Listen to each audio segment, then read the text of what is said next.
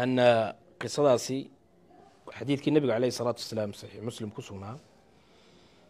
النبي عليه الصلاة والسلام والله سحر النبي مركي الله سحري سحرك النبي والله عاصم يعني النبي السحري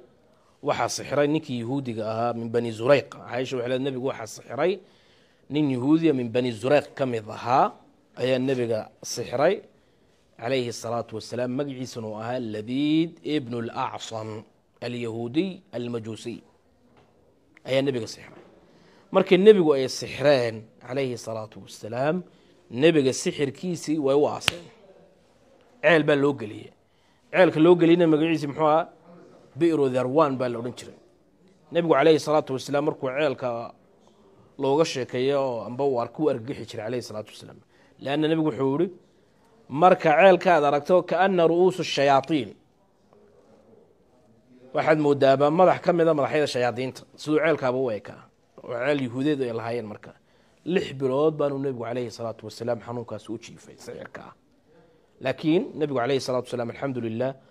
may saamaynin caqligiisii may saamaynin waxyigii uu siday may saamaynin qalbigiisii may saamaynin laakiin waxay saameeyeen nabigu calayhi salaatu wasalaam waxay saameeyeen jirkiisii iyo maxay saameeyeen acmaashu ku qumi lahaa reerkiisii inuu u tago nabigu calayhi salaatu wasalaam reerkiisii uu tagi jirin marka sixirka uu ku dhacay kadalik khayaal wax la yiraahdo oo qaybaha sixir kamid ah soo tilmaamay kamid ah khayaal sixirul khayaal يعني النبي عليه الصلاة والسلام يسوون شيء يبقى عنه صمينين أيوم مودي ترى إنه شيء النبي وصمينه عليه الصلاة والسلام وأنا قيبا سحر كم ذا كذب ما حد عضي واحد عضي النبي عليه الصلاة والسلام يسوي اللي حذا بلوض حنون كوتشيفا أيا واحد سود دقي بلق جبريل عليه السلام يسوي السيدة معوذتين كي إيو سورة الإخلاص وملك جبريل نمركي دنب القرآن كوكواخي صدح ذا الصورة ضد نمركها وحويا أي سود دقين وإلهي سبحانه وتعالى أسود ديبي والنبي عليه الصلاة والسلام الواخري كسو دغو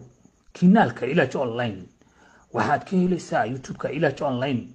boqolaal iyo boqolaal ruqyooyin ah sida ruqyada sixirka jinka taisha xasadka iyo musliyaanta iyo noocyooyin kala duwan oo ruqyooyin ah waxaa kale ka helaysaa youtube-ka ilaaj online talo bixin iyo qaabka aad isu ilaajin lahayd waxaa kale ka helaysaa qaybta quraan saarka